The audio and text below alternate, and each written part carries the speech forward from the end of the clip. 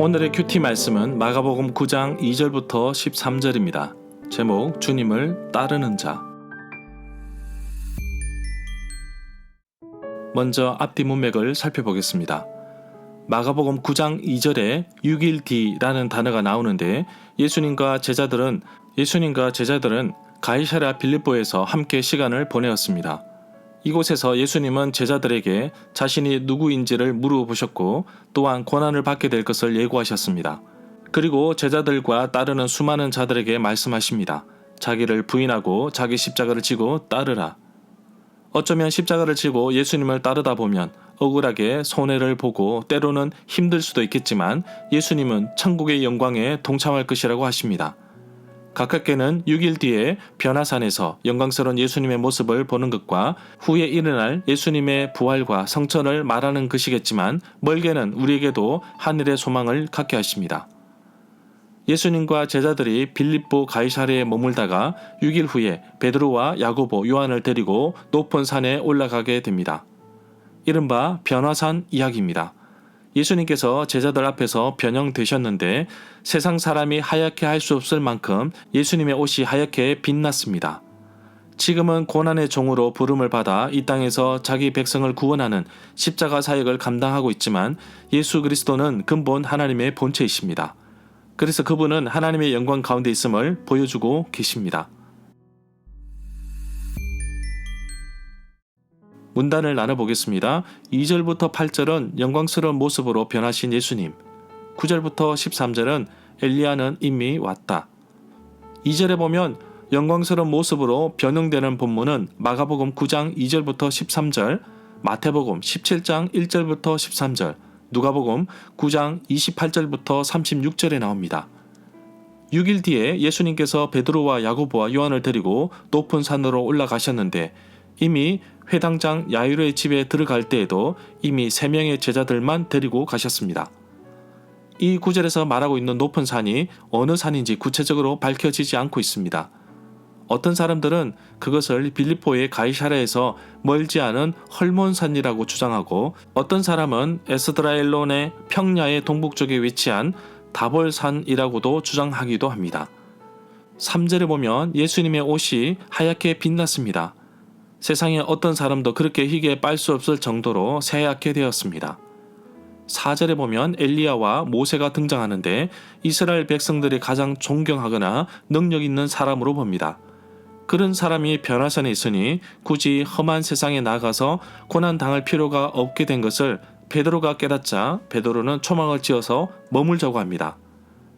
유대인들은 종말 사건에 관련하여서 엘리야의 재림을 기대했습니다.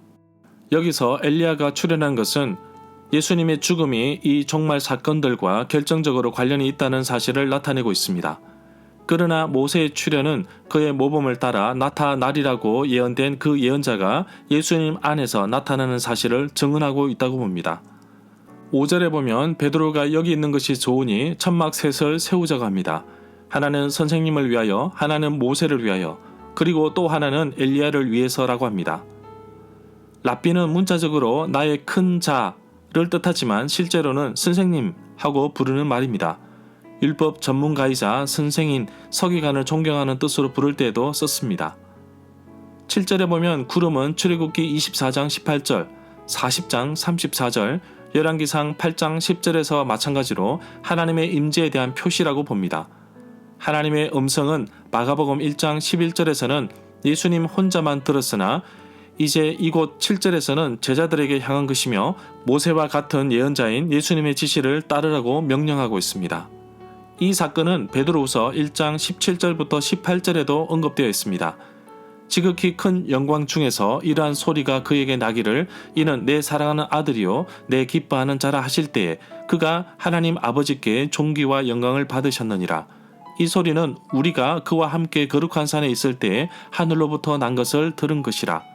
이 9절 7절에서 이는 내 사랑하는 아들이니 라는 이 확정의 말씀은 마가복음 1장 11절에서 예수님께서 세례를 받으셨을 때 들렸던 음성을 상기시킨다고 봅니다. 9절에 보면 예수님께서 함께한 제자들에게 함구령을 내리셨습니다. 그런 이유는 때가 아직 이르지 않았기 때문입니다. 10절에 보면 이 구절에서 죽은 자 가운데서 살아나는 것이라는 말에서 제자들은 부활이 무엇인지 알고 있었다고 봅니다. 그러나 예수님께서 이미 그들에게 말했음에도 불구하고 아직도 그들은 인자가 죽어야 하고 또 다시 살아나야 한다는 것을 믿을 수가 없었던 것입니다. 11절에 보면 이 구절에서 말하는 엘리야에 대해서 알아보겠습니다. 말라기 4장 5절에 예언된 바와 같이 엘리야 선지자가 주의 오심을 예비하기 위해 이스라엘 백성에게 먼저 올 것입니다. 제자들은 그리스도가 오셨다는 것은 믿지만 엘리야가 그에 앞서 오지 않았다고 믿고 있었던 것 같습니다. 13절에 보면 엘리야가 이미 왔다고 말씀하고 있습니다. 말라기 말씀에도 엘리야를 언급하고 있습니다. 말라기에서는 세례요한을 두고 언급하고 있지만 사람들은 그 사람의 중요성을 알지 못하였습니다. 절마다 상세한 설명과 구절 해석, 핵심 내용과 중심 줄거리는 네이버 블로그에 올려져 있습니다. 내게 주시는 교훈입니다. 모세와 엘리야와 같은 능력의 사람이 변화산에 있으니 굳이 험한 세상에 나가서 고난당할 필요가 없게 된 것을 베드로가 깨닫자 베드로가 초막을 지어서 머물자고 합니다. 그러나 제자들이 가야 하고 머물러야 할 곳은 변화산이 아닙니다. 산 밑에서 기다리고 있는 나머지 9명의 제자들이 있는 곳, 바로 세상입니다. 내가 머문 곳이 정말 좋고 안락하고 비전이 뚜렷이 보인다고 할지라도 결코 안주해서는 안 됩니다. 우리가 머물 곳, 즉 일할 곳은 따로 있기 때문입니다. 만약 흩어지지 않고 내 것이 좋아 모이기만 한다면 하나님은 일부러 흩으실 것입니다. 사도행전에서 예루살렘 교회를 보십시오. 모이기를 힘쓰는 것과 다른 모습으로 자기의 가진 능력을 사용하지 않을 때 하나님은 흩으십니다. 예수님이 빛나는 모습으로 변화된 모습으로 보이셨는데 십자가로 끝나지 않고 부활하셨으며 또 영광 중에 다시 오실 분이십니다. 그래서 기독교는 재림신앙, 종말신앙이라고도 합니다. 나는 다시 오실 예수님을 기다리고 있는지요. 베드로가 변화산이 너무나 좋아서 그곳에 머물고 싶었던 것처럼 지금 내가 살고 있는 이 땅, 이곳, 이 현실이 너무나 좋아서 헌신과 고난을 잊어버린 경우도 있습니다.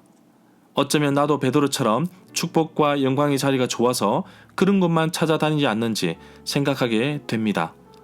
예수님처럼 우리가 가야 할 곳은 소외되고 사랑받아야 할 대상을 찾아 하나님의 사랑을 전하는 것이 바로 그리스도의 삶의 이유라고 생각하며 오늘도 그런 삶을 살아가는 하루가 되기를 간절히 소망합니다.